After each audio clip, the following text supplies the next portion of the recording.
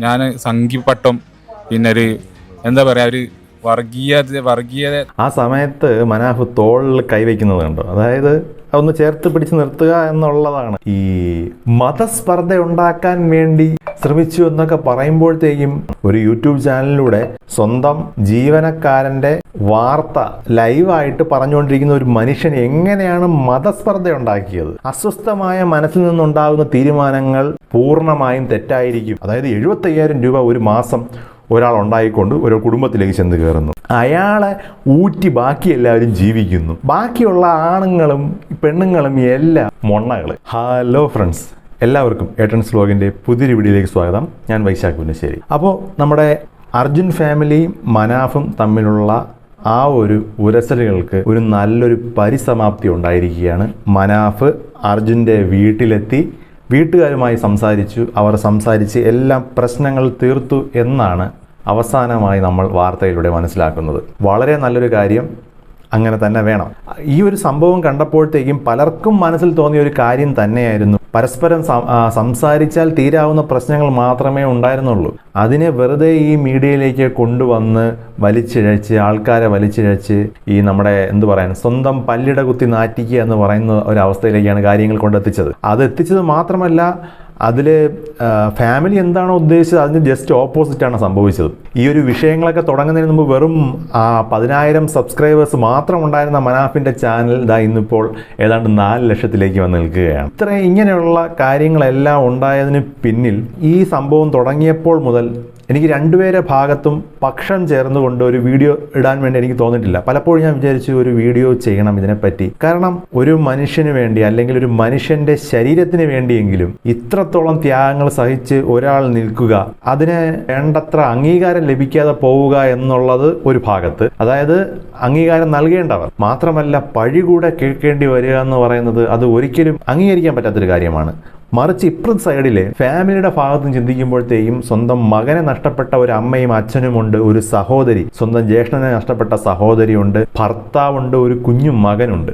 അപ്പോൾ അവരുടെ വികാരം എന്ന് പറയുന്നത് അത് വേറൊരു രീതിയാണ്. അപ്പോൾ നമുക്കൊരിക്കലും പറയാൻ പറ്റത്തില്ല അവരുടെ റെസ്പോൺസ് എന്ന് പറഞ്ഞാൽ ഇന്ന രീതിയിലായിരിക്കണമെന്നുള്ളത്. ഒരു മിസ്കമ്മ്യൂണിക്കേഷൻ എവിടെ ഉണ്ടായിട്ടുണ്ട്. അത് മാത്രമല്ല മനാഫിൻ്റെ സംസാര രീതികളും എല്ലാം വളരെ ലാഘവത്തോടെയുള്ള ഒരു സംസാര രീതിയാണ് പുള്ളിക്കാരൻ്റെത്. അപ്പോൾ അങ്ങനെയുള്ള ആ സംസാര രീതിയിൽ തെറ്റിദ്ധാരണ ഉണ്ടാവുക എന്ന് പറയുന്നത് സ്വാഭാവികമാണ്. ഉദാഹരണമായിട്ട് ഈ സെൻഡ് ഓഫ് പോലെയുള്ള വാക്കുകൾ ഉപയോഗിക്കുമ്പോഴത്തേക്കും, അല്ലെങ്കിൽ പുള്ളി ചിരിച്ചുകൊണ്ട് ഒരു കാര്യം പറയുമ്പോഴത്തേക്കും പുള്ളി അതിൽ സന്തോഷിക്കുക ാണ് എന്നൊരു പ്രതീതി ഉണ്ടാക്കുന്നതും. അപ്പോൾ അതിൽ മനാഫിന്റെ ഭാഗത്ത് കുറെ തെറ്റ് പറ്റിയിട്ടുണ്ടെങ്കിൽ പോലും കുടുംബത്തിന് അത് മനസ്സിലാക്കാൻ കഴിഞ്ഞില്ല എന്നുള്ളതും.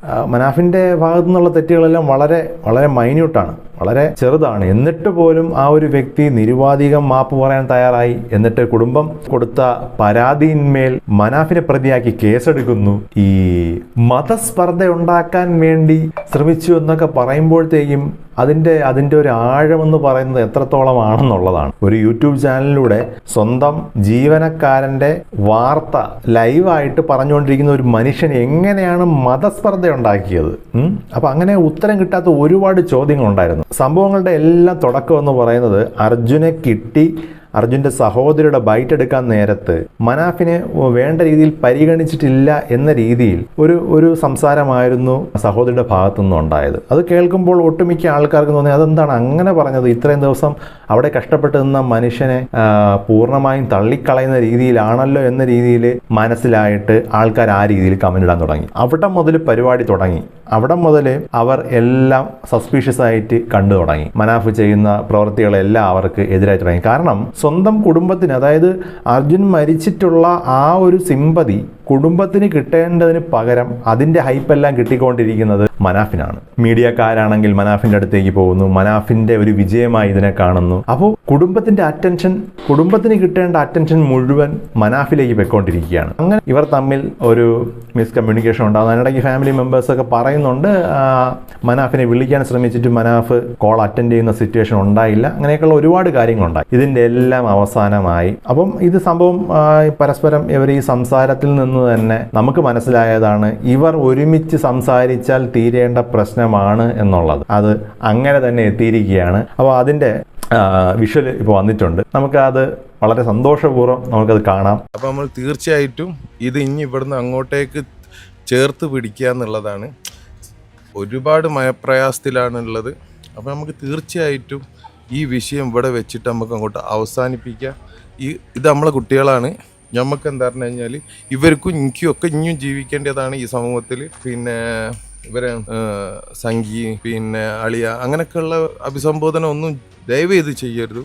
ഉദ്ദേശ കാര്യം ശരിക്കും വേറെ എന്തായിരുന്നു, പക്ഷെ ജനങ്ങളിലെത്തി വേറെ ഒന്നും ആയിപ്പോയി. അങ്ങനെ ഒരു സാഹചര്യം ഉണ്ടായിപ്പോയി എന്നാണ് എനിക്ക് മനസ്സിലാക്കാൻ പറ്റിയത്. ഇതിലിപ്പോൾ എനിക്ക് കിട്ടിയ പരിവേഷം എന്ന് പറഞ്ഞാൽ ഞാൻ സംഘിപ്പട്ടം പിന്നെ ഒരു എന്താ പറയുക ഒരു വർഗീയത ആ സമയത്ത് മനാഫ് തോളിൽ കൈവയ്ക്കുന്നത് കണ്ടോ. അതായത് അതൊന്ന് ചേർത്ത് പിടിച്ച് നിർത്തുക എന്നുള്ളതാണ്. അങ്ങനെ നീ ഒറ്റപ്പെട്ടു പോവുകയല്ല, നിന്നെ മാറ്റി നിർത്തുകയല്ല, അവിടെ ഞാൻ ആരൊക്കെ എന്തൊക്കെ പറഞ്ഞാലും ഞാൻ ചേർത്ത് പിടിക്കും എന്നുള്ളതാണ് അവിടെ ആ തോളിൽ കൈവയ്ക്കുന്നതാണ് മനസ്സിലാക്കേണ്ടത്. ആ രീതിയിലേക്കൊക്കെ കാര്യങ്ങൾ വളച്ചൊടിക്കുന്ന കുറെ ഒരു വിഭാഗം ആൾക്കാരെ ഞാൻ ഈ സോഷ്യൽ മീഡിയയിൽ കണ്ട്. ഇതിൽ ചെയ്യേണ്ടത് വർഗീയ വിമുക്ത കേരള, വർഗീയ നമ്മളിപ്പോ അതിന്റെ ആൾക്കാരെ നമ്മളൊക്കെ ഇതിന്റെ ഈ വരുന്ന വീഡിയോന്റെ കമന്റ് ബോക്സ് ഒരൊറ്റ ആള് വിദ്വേഷ കമന്റ് ഇടരുത്. അർജുന്റെ അളിയനാണല്ലോ, എത്രമാത്രം ഹാർഡ് വർക്ക് ചെയ്തിക്കണെന്നുള്ളത് ഞമ്മക്കറിയാം. അവിടെയുള്ള നല്ല അവിടെ പണിയെടുത്തിക്കണ്.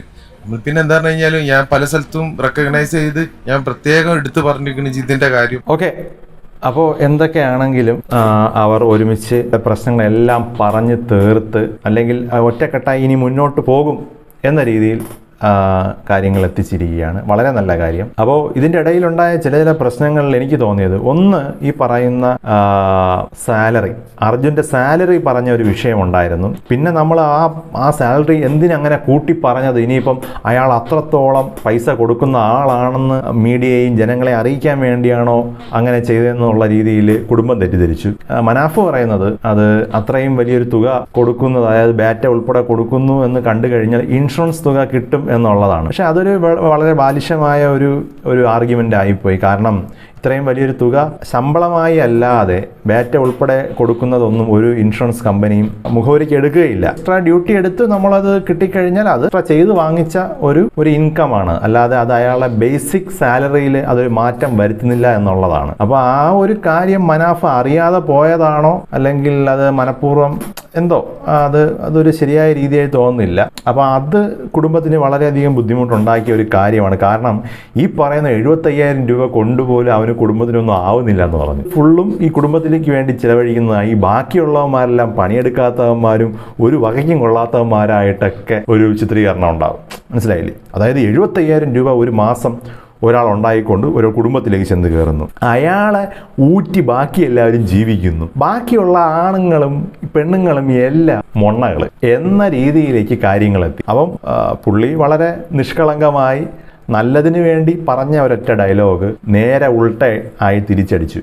പിന്നെ അടുത്തൊരു കേസെന്ന് പറയുന്നത് ഈ പറയുന്ന പൈസ വാങ്ങിക്കാൻ വേണ്ടി ഉള്ള ഒരു കേസാണ്. ഒരു സ്കൂളിലേക്ക് ഒരു സ്വീകരണത്തിന് വേണ്ടി പോകുന്ന സമയത്ത് അവർ മനാഫിന് പൈസ കൊടുക്കണമെന്ന് ആലോചിച്ചു. അപ്പോൾ അവിടുത്തെ ഒരു കാര്യമെന്ന് പറയുന്നത്, സ്വന്തം ജോലിക്കാരന് വേണ്ടി ഇത്രയും ദിവസം ജോലിയും തൻ്റെ ബിസിനസ്സും കുടുംബവും എല്ലാം ഉപേക്ഷിച്ച് അവിടെ വന്ന് താമസിക്കുന്ന ഒരു വ്യക്തി മാതൃകാപരമായ പ്രവർത്തനം കാഴ്ചവെച്ചു എന്ന് കാണിക്കാൻ വേണ്ടിയാണ്. അപ്പോൾ അതിനൊരു പാരിതോഷികം എന്ന രീതിയിലാണ് ഈ സ്കൂളുകാർ മനാഫിന് ഈ ഒരു തുക കൈമാറാൻ വേണ്ടി തീരുമാനിച്ചു. അപ്പം മനാഫ് പറഞ്ഞത്, എനിക്ക് ആ പൈസയുടെ ആവശ്യമില്ല, പറ്റുമെങ്കിൽ അത് അർജുൻ്റെ മകന് കൊടുക്കുന്ന രീതിയിലേക്ക് എത്തിക്കുക. അപ്പം അത് പറഞ്ഞ് അപ്പോൾ നിങ്ങൾക്ക് തരുമ്പോഴത്തേക്ക് നിങ്ങൾക്ക് ആർക്ക് വേണോ കൊടുക്കാവുന്ന രീതിയിലാണ്. അപ്പോൾ ഈ മനാഫ് വിളിച്ച് കൊച്ചിൻ്റെ അക്കൗണ്ട് നമ്പർ ചോദിച്ചു. അവിടെയാണ് പ്രശ്നം. പെട്ടെന്ന് കേൾക്കുമ്പോഴത്തേക്കും തോന്നും അപ്പോൾ അത് ആരോ കുട്ടിക്ക് കൊടുക്കാൻ വേണ്ടി തീരുമാനിച്ചതുകൊണ്ടാണ് നമ്പർ വാങ്ങുന്നത്, അല്ലെങ്കിൽ മനാഫിന് കിട്ടാൻ വേണ്ടി, അല്ലെങ്കിൽ മനാഫിന് ഈ പേരിൽ ഈ ഒരു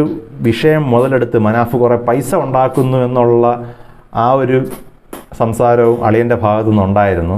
വ്യക്തമായ ധാരണ ഉണ്ടെന്നാണ് ആ സമയത്ത് വീഡിയോയിൽ പറഞ്ഞത്. അപ്പോൾ ഇങ്ങനെയുള്ള ഒരുപാട് തെറ്റിദ്ധാരണ പരത്തുന്ന രീതിയിലുള്ള സംസാരങ്ങൾ മനാഫിൻ്റെ ഭാഗത്തു നിന്നുണ്ടായി. അപ്പോൾ അതിനെ ഇവർ 10 മടങ്ങായിട്ട് അവർ റിയാക്ട് ചെയ്തു. അങ്ങനെ വന്നപ്പോഴത്തേക്കും ഇവർ തമ്മിലുള്ള ആ ഒരു ലിങ്ക് അങ്ങ് പോയി. നമ്മൾ ഈ പറഞ്ഞതുപോലെ ഇപ്പോൾ നമ്മൾ ഒരാൾ ചെയ്യുന്നത് തെറ്റാണ് എന്ന് നമുക്ക് മനസ്സിൽ തോന്നിക്കഴിഞ്ഞാൽ അയാൾ എന്ത് ചെയ്താലും പിന്നെ തെറ്റാണ്. അയാൾ ഒന്ന് തുമ്മിയാലോ ഉറങ്ങിയാൽ പോലും നമുക്ക് അത് തെറ്റായിട്ട് തോന്നത്തുള്ളൂ. അത് അങ്ങനെയാണ്. അത് മനുഷ്യ സഹജമായിട്ടുള്ള ഒരു തെറ്റാണ്.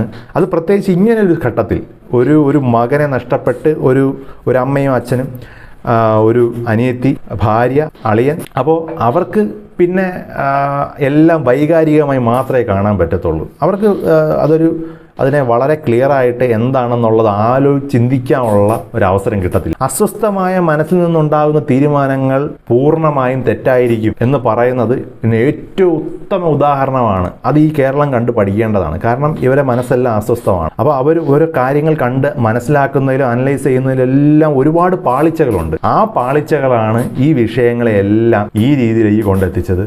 പിന്നെ അവർ സമാധാനപരമായി ഇപ്പോൾ ഒരുമിച്ച് നിന്ന് സംസാരിച്ചപ്പോഴത്തേക്കും ആ പ്രശ്നമെല്ലാം തീർന്നു.